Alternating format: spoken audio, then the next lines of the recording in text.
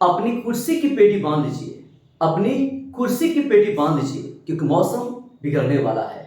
कहते हैं जो पानी से नहाता है वो लिबास बदलता है, जो पानी से नहाता है वो लिबास बदलता है, और जो पसीने से नहाता है वो इतिहास बदलता है। तो चलते हैं, आज हम लोग पढ़ने वाले हैं समास में अव्ययी भाव समास। हाँ, अव्ययी भाव समास का क्या ट्रिक है, ये कैसे बनेगा आपसे, उसके लिए देखा जाए। बहुत बढ़िया सा ट्रिक है, देखेंगे। अव्ययी भाव समास में जिसका पूर्व पद उपसर्ग या अव्ययी शब्द हो, हाँ, जिसका पूर्व शब्द बोले तो जिसका स्टार्टिंग में जिसका पहला जो शब्द हो, या तो वो उपसर्ग हो और या तो वो अव्ययी हो। बात वही है, उपसर्ग समझते हैं ना, जो किसी वर्ड के पहले लगता है, जो किसी वर्ड के पहले लगता है, ठीक है, उसको क्या बोलते हैं, उपसर्ग, या उसको अव्ययी भी बोल सकते हैं। ठीक है, दोनों आपस में ये उपसर्ग या अव्ययी शब्द। क्लियर? तो इसका मैंने ट्रिक जान लिया है कि स्टार्टिंग में आपका पहले सबसे पहला पूर्व पद में आपका लगा होगा, क्या लगा होगा, तो उपसर्ग होगा या अव्ययी होगा। ठीक है, अव्ययी शब्द। ठीक है, तो अब बोल रहा है दूसरा पॉइंट में जिसका पूर्व पद प्रधान हो, हाँ, जिसका पहला पद क्या हो, प्रधान हो, मेन हो, मुख्य हो। ठीक है, तो दो पॉइंट आपके सामने आया है। पहला पॉइंट है या तो उसके पहले पद में आपका अव्ययी होगा, उपसर्ग होगा, दोनों एक ही है। ठीक है, दूसरा पॉइंट है जिसका पहला पद प्रधान हो, क्या हो, प्रधान हो, मेन हो, मुख्य हो। ठीक है, तो अब जो है इतना मैंने सीख लिया है। अब एक मैं ट्रिक बताता हूं, वो ट्रिक इतना काम करेगा आपको एग्जाम में कि एक भी क्वेश्चन आपसे नहीं छूटेगा। मतलब वो ट्रिक ऐसा है कि वो ट्रिक अगर आप देख लीजिएगा ना, तो वो ट्रिक से ही पूरा आपका क्वेश्चन बन जाएगा, है ना। तो वो ट्रिक को मैं बताना चाहूंगा आपके बीच, तो देखते हैं। वो ट्रिक है आपके लिए आ, बे, प्रति, भर, यथा, दो समान शब्द। ये ऐसा ट्रिक है, ये ऐसा उपसर्ग है, ये ऐसा अव्ययी है कि ये अगर कहीं लगा होगा, इसको आप क्या बोल सकते हैं, किसी वर्ड के स्टार्टिंग में आएगा वो उपसर्ग होगा ना जी, तो ये आपका पूरा उपसर्ग है, इसको अव्ययी भी बोल सकते हैं, दोनों बोल सकते हैं, जो मन करे आप उपसर्ग मान लीजिए। ठीक है, तो ये उपसर्ग कहीं भी लग जाएगा, आ, बे, प्रति, भर, यथा या दो समान शब्द, ऐसा कहीं भी लग जाएगा, वो आपका अव्ययी भाव समास होगा। एग्जाम्पल देखिएगा, आ से पहले आते हैं, आ से आजन्म या आजीवन। तो आ लगा हुआ है ना, आ लग गया, इसका मतलब है वो आपका अव्ययी भाव समास है, चाहे वो आजन्म हो या आजीवन हो। अब दोनों का मीनिंग क्या होता है आप वो भी जान लीजिए। आजन्म का मतलब होता है जन्म से लेकर, आजीवन का मतलब होता है जीवन भर। तो आपको यहां से मतलब नहीं, ये आपका मेन है।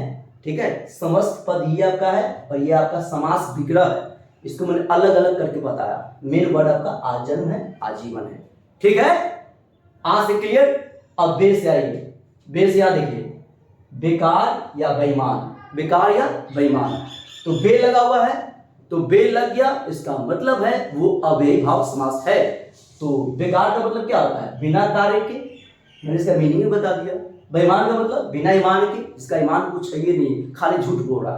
ठीक है, बे से हो गया। प्रति से आइए, कहा गया प्रति, प्रति से प्रतिदिन या प्रति क्षण। ठीक है, तो प्रति लग गया मतलब अव्ययी भाव समास है। ठीक है, तो प्रतिदिन का मतलब हर दिन, और प्रति क्षण का मतलब हर एक क्षण, हर एक पल। ठीक है, अब आते हैं भर से, भर से आइए, भर पेट, भर पेट, भर लग गया, इसका मतलब अव्ययी भाव समास है।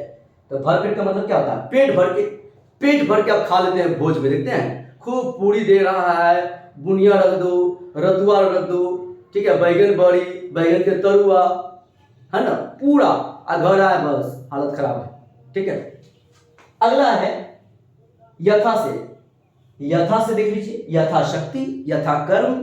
ठीक है, तो यथाशक्ति का मीनिंग क्या होता है, शक्ति के अनुसार, और यथा कर्म का मतलब कर्म, क्रम के अनुसार। ठीक है, अगला है दो समान शब्द, दो समान शब्द होना चाहिए, समान शब्द। जैसे दो समान शब्द में क्या होना चाहिए, रातों रात, मतलब रात ही रात में, रात ही रात में, रातों रात का मतलब क्या होता है, रात ही रात में। तो आपका रात ही रात में मतलब नहीं, रातों रात आपका मेन वर्ड है, समास से, अव्ययी भाव समास से। ठीक है, गली गली, गली गली का मतलब क्या? हर गली, हर एक गली, प्रत्येक गली।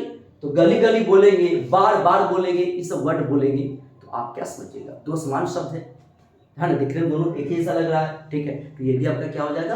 अव्ययी भाव समास हो जाएगा। तो मैंने ट्रिक सीख लिया है, आ, बे, प्रति, भर, यथा, दो समान शब्द, ये वर्ड कहीं भी लग जाएगा, ये उपसर्ग कहीं भी लग जाएगा, वो आपका अव्ययी भाव समास होगा।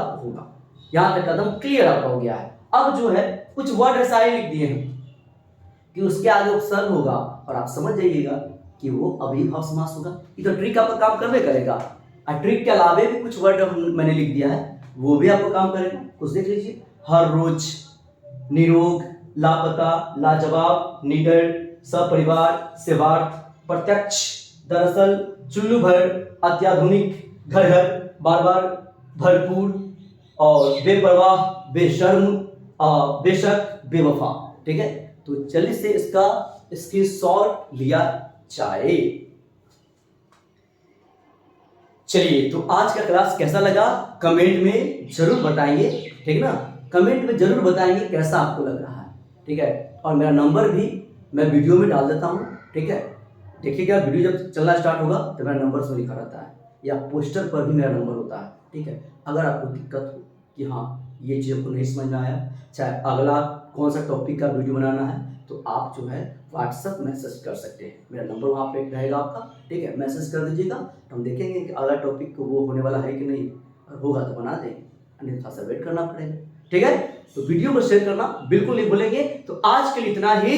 जय हो, जय हिंद।